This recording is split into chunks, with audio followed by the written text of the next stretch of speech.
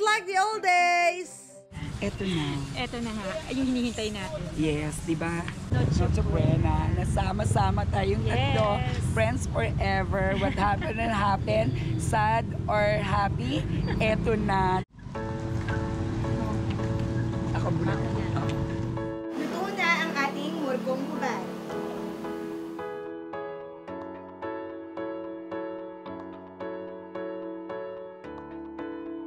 Surprise!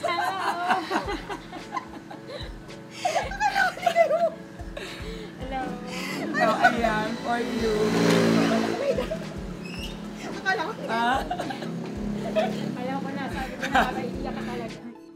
Bago pa magkaiyakan, tikman na ang morcon hubad.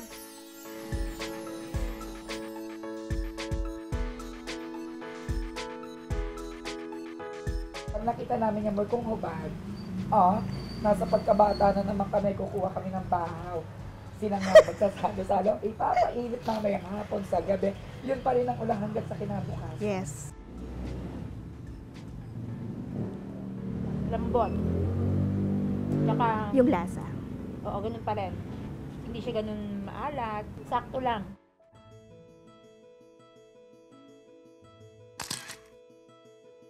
Ang bawat lutuin may dala-dala ring alaala. Hindi ko kasi mapagpapalit yung kabataan namin. Kasi nga, hindi kami magkakadugo, pero tinuring namin yung sarili namin na magpipinsan, magkakapatid.